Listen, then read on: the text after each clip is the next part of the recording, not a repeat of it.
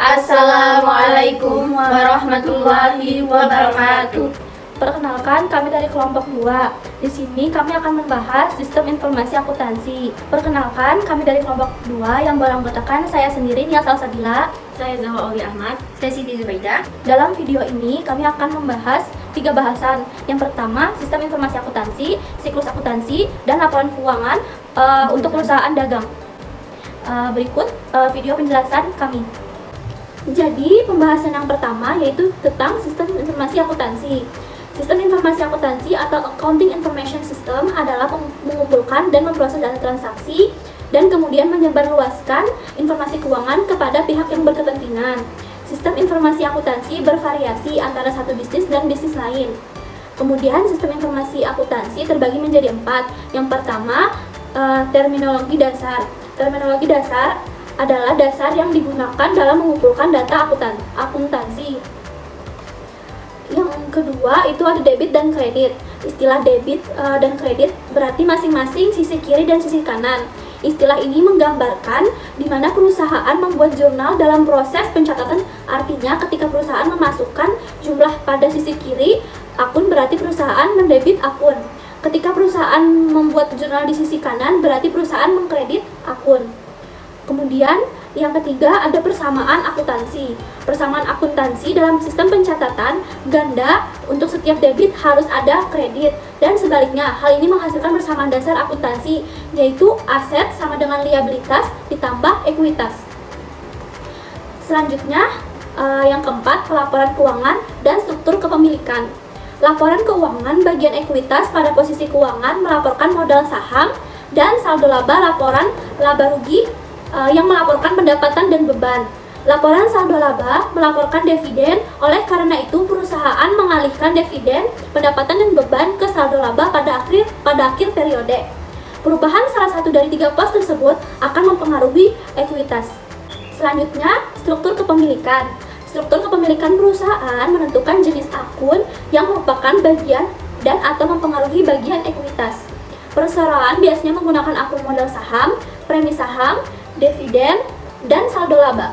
Perusahaan perseroan atau persekutuan menggunakan akun modal dan akun FRIVE. Akun modal menunjukkan investasi pemilik dan perusahaan. Akun FRIVE melacak penarikan oleh pemilik. Selanjutnya, saya akan membahas tentang siklus akuntansi. Siklus akuntansi terdiri dari beberapa, yaitu yang pertama, identifikasi dan mencatat transaksi. Sebelum kita melakukan penjurnalan, kita harus mencatat transaksi dan mengidentifikasinya. Baru kemudian kita melakukan penjurnalan. Penjurnalan itu terdiri dari tanggal, keterangan, ref, saldonya yang didebit dan dikredit. Kemudian setelah kita melakukan penjurnalan, kita mempostingnya ke buku besar. Lalu setelah itu, baru kita melakukan atau melanjutkan lagi ke neraca saldo. Seperti yang gambar tunjukkan di samping ya. Siklus akuntansi selanjutnya adalah jurnal penyesuaian. Jurnal penyesuaian adalah untuk memastikan bahwa SAP mengikuti prinsip pengakuan pendapatan dan pengakuan beban. Kemudian, jurnal penyesuaian diklasifikasikan sebagai penangguhan, deferral, dan akrual. Salah satu contoh jurnal penyesuaian penangguhan adalah biaya dibayar di muka. Biaya yang dibayar secara tunai dan dicatat sebagai aset sebelum digunakan atau dikonsumsi adalah salah satu contoh akrual. Selanjutnya adalah neraca saldo disesuaikan. Neraca saldo disesuaikan adalah setelah penjurnalan dan postingan semua jurnal penyesuaian. Hal ini menunjukkan saldo semua akun termasuk yang disesuaikan. Pada akhir periode akuntansi, neraca saldo disesuaikan menunjukkan dampak dari semua peristiwa keuangan yang terjadi selama periode akuntansi. Siklus akuntansi selanjutnya adalah penyusunan laporan keuangan. Menyusun laporan keuangan dapat dilihat secara langsung dari neraca saldo disesuaikan. Laporan laba rugi disusun dari akun pendapatan dan beban. Laporan tersebut membentuk laporan saldo laba rugi dari akun saldo laba, dividen, dan laba neto atau rugi neto. Kemudian menyiapkan laporan posisi keuangan dari akun aset dan liabilitas serta ekuitas. Selanjutnya yaitu penutupan. Proses penutupan atau closing mengurangi saldo akun nominal hingga menjadi nol guna mempersiapkan akun tersebut untuk transaksi periode berikutnya. Dalam proses penutupan, semua saldo akun pendapatan dan beban pada akun clearing atau penangguhan yang disebut ikhtisar laba rugi. Selanjutnya yaitu neraca saldo setelah penutupan. Neraca saldo setelah penutupan hanya terdiri dari akun aset, liabilitas, dan ekuitas akun real. Selanjutnya ada jurnal pembalik. Jurnal pembalik dilakukan setelah menyusun laporan keuangan dan menutup buku.